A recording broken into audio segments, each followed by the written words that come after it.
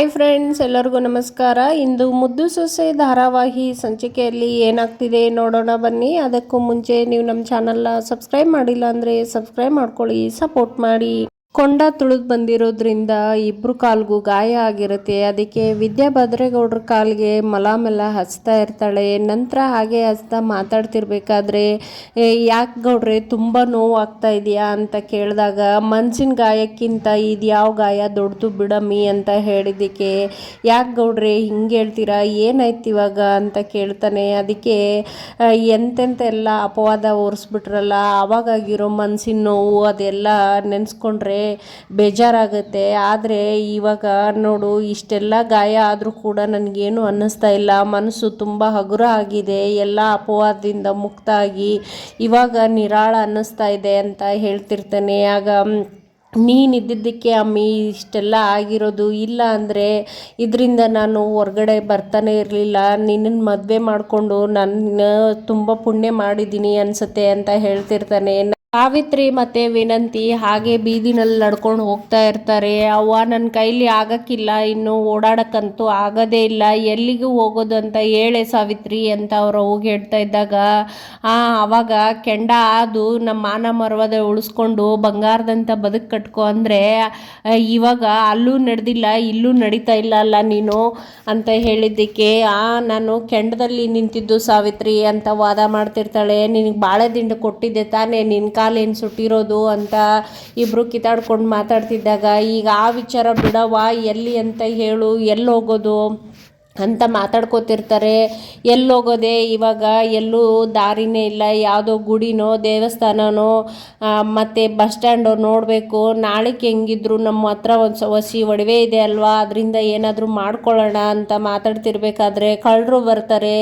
ಯಾರಪ್ಪ ನೀವು, ಯಾರು ಅಂತ ಕೇಳಿದಾಗ, ಚಾಕು ಎಲ್ಲ ತೋರಿಸಿ ನಿಮ್ಮ ಮೈ ಮೇಲಿರುವಂಥ ಒಡವೆಗಳನ್ನೆಲ್ಲ ಬಿಚ್ಕೊಡಿ ಅಂತ ಹೇಳಿದಾಗ, ನಾ ಬಿಚ್ಕೊಡೋಕ್ಕಿಲ್ಲ ಅಂತ ಸಾವಿತ್ರಿ ಹೇಳ್ತಿದ್ರೆ, ಒಬ್ಬ ಬಂದು ಅವಳಿಗೆ ಹೆದರ್ಸ್ತಾ ಇರ್ತಾನೆ. ಆಗ ವಿನಂತಿ, ಅವ್ವ ಬಿಚ್ಕೊಡೆ, ನಮ್ಮ ಜೀವ ಬದುಕಿದ್ರೆ ಏನಾದರೂ ಮಾಡ್ಬೋದು, ಜೀವನೇ ಇಲ್ಲ ಅಂದರೆ ಏನು ಮಾಡ್ತೀಯಾ, ನಾನು ಕೊಟ್ಬಿಡ್ತೀನಣ್ಣ ಅಂತ ಮಗಳು ಎಲ್ಲ ಒಡವೆ ಬಿಚ್ಕೊಡ್ತಾಳೆ. ನಂತರ ಸಾವಿತ್ರಿ ಕೂಡ ಬಿಚ್ಕೊಟ್ಟಾದ್ಮೇಲೆ, ಅಣ್ಣ ನನ್ನ ಹತ್ರ ಇರೋದನ್ನೆಲ್ಲ ಕಿತ್ಕೊಂಡಾಯ್ತು, ಇವಾಗ ನಾವು ಏನಂತ ಮಾಡೋದಣ್ಣ, ನಮ್ಮ ಹತ್ರ ಏನೂ ಇಲ್ಲ, ಇರೋಕ್ಕೆ ನೆಲೆನೂ ಇಲ್ಲ ಅಂತ ಹೇಳಿದಾಗ, ಹೀಗೆ ಮುಂದೆ ಹೋಗಿ ಅಲ್ಲೊಂದು ಹಾಸ್ಟೆಲ್ ಇದೆ ಲೇಡೀಸು ಅಂತ ಹೇಳ್ಬಿಟ್ಟು ಅವ್ರು ಗಾಡಿ ತೊಗೊಂಡು ಹೋಗೇ ಬಿಡ್ತಾರೆ.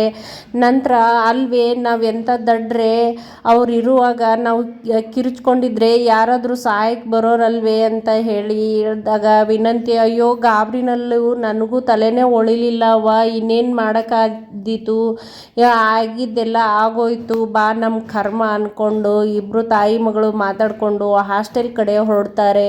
ಭದ್ರೇಗೌಡ ವಿದ್ಯಾಗೆ, ನಿನ್ನ ಕಾಲೂ ಶಾನೆ ಗಾಯ ಆಗಿರ್ಬೇಕಲ್ಲ, ಮೇಲಿಡು ಅಂತ ಹೇಳಿದಾಗ, ಬೇಡ ಗೌಡ್ರೆ ಅದೇನು ಬೇಡ ಅಂತ ಹೇಳಿದ್ದಕ್ಕೆ, ಅಲ್ಲಿ ಇಬ್ರಿಗೂ ಒಂದೇ ಥರ ಕೆಂಡ ಇರೋದಂತೆ, ನನ್ನ ಕಾಲು ಸುಟ್ಟ ಹಾಗೆ ನಿನ್ನ ಕಾಲೂ ಸುಟ್ಟಿರುತ್ತೆ, ಸುಮ್ಕೆ ಮೇಲಿಡಮ್ಮಿ ಅಂತ ಹೇಳಿ ಕಾಲು ಮೇಲೆ ತೆಗೆದು ನೋಡಿದಾಗ ಗಾಯ ಆಗಿರುತ್ತೆ.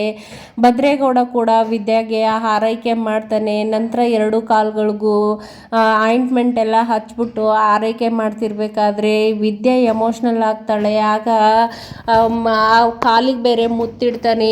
ಯಾಕೆ ಗೌಡ್ರೆ ಹಿಂಗೆಲ್ಲ ಮಾಡಿರಿ ಅಂತ ಹೇಳಿದ್ದಕ್ಕೆ, ನನ್ನನ್ನು ಈ ಸಂಕಷ್ಟದಿಂದ ಪಾರು ಮಾಡಿರೋ ಕಾಲುಗಳು ನಿನ್ನ ಕಾಲ್ಗುಣದಿಂದನೇ ಇವತ್ತು ನನಗಿಷ್ಟೆಲ್ಲ ಒಳ್ಳೇದಾಗಿರೋದಮ್ಮಿ, ಅದಕ್ಕೆ ಧನ್ಯವಾದ ಹೇಳ್ತಾ ಇದ್ದೆ ಅಂತ ಭದ್ರೇಗೌಡ ಹೇಳ್ತಾನೆ. ಗೌಡ್ರೆ, ನನ್ನೆಲ್ಲ ಜನ್ಮದಲ್ಲೂ ನೀವೇ ನನ್ನ ಗಂಡ ಆಗಬೇಕು ಅಂತ ನಾನು ಆಸೆ ಪಡ್ತೀನಿ, ದೇವ್ರ ಹತ್ರ ಬೇಡ್ಕೋತೀನಿ ಅಂತ ವಿದ್ಯಾ ಹೇಳ್ತಿದ್ರೆ, ಭದ್ರೇಗೌಡ, ಅದು ನಿನ್ನ ಆಸೆ ಆದರೆ ನನ್ನ ಕನಸು ಕಣಮ್ಮಿ ಅಂತ ಹೇಳ್ತಾನೆ. ಇಬ್ಬರು ಎಮೋಷ್ನಲ್ ಆಗ್ತಾರೆ.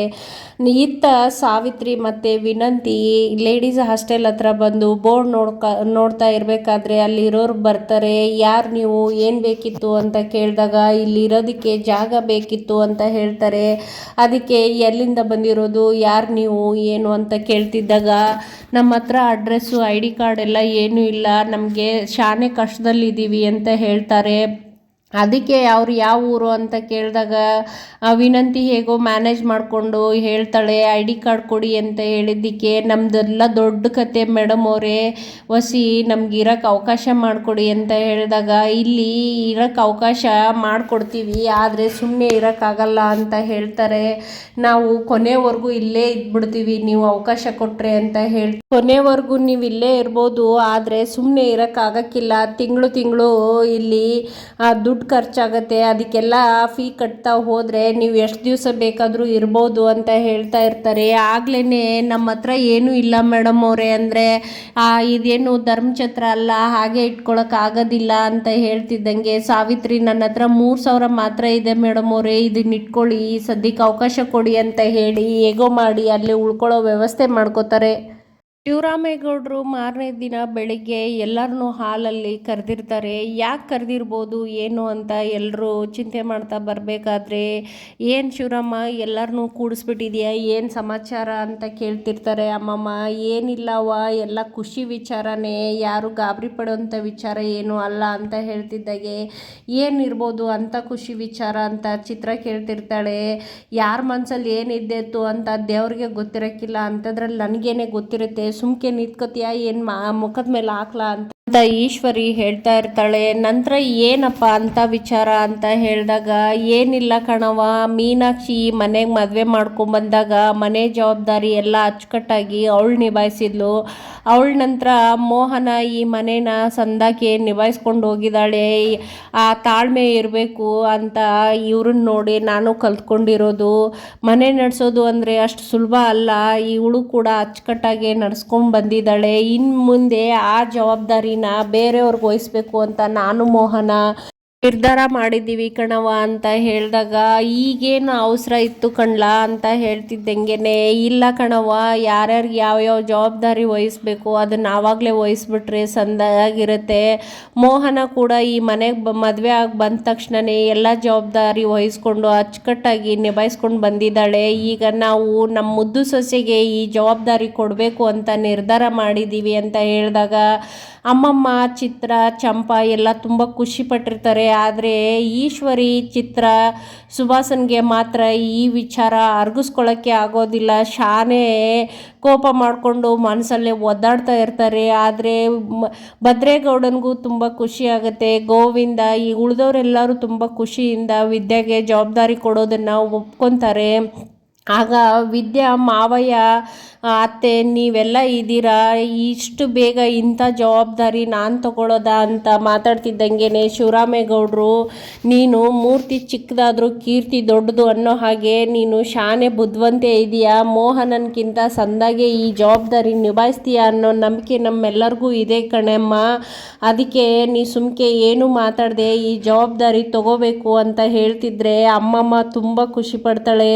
ಆದರೆ ಈಶ್ವರಿ ಮಾತ್ರ ಕೋಪ ನೆತ್ತಿಗೇರಿ ಕೆಂಡಕ್ಕೆ ಹಾರ್ತಾ ಇರ್ತಾಳೆ.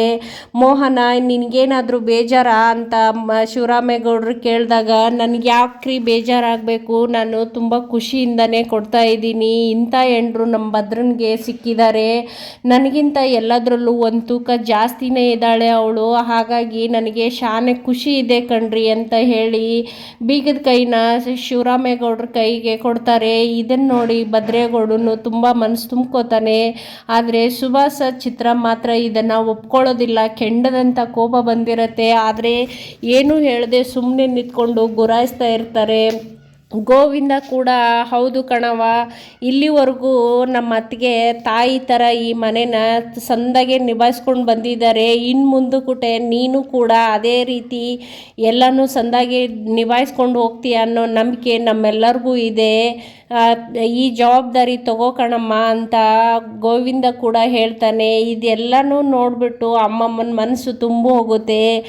ಕೊನೆಗೂ ವಿದ್ಯಾನ್ಗೆ ಒಳ್ಳೆ ಟೈಮ್ ಬಂದಾಯಿತು ಅಂತ ಮನಸ್ಸಿಂದ ಹಾರೈಸ್ತಾರೆ. ಆದರೆ ಚಿತ್ರ ಮಾತ್ರ ಇದನ್ನು ಅರ್ಗಿಸ್ಕೊಳ್ಳೋದಿಲ್ಲ. ಅವಳ ಹತ್ರ ಕೀ ಕೊಡೋದು ಮಾತ್ರ ಇವ್ರಿಗೆ ಯಾರಿಗೂ ಇಷ್ಟ ಇರೋದಿಲ್ಲ. ಅಲ್ಲಿಗೆ ಈ ಸಂಚಿಕೆ ಮುಗಿಯುತ್ತೆ. ಧನ್ಯವಾದಗಳು.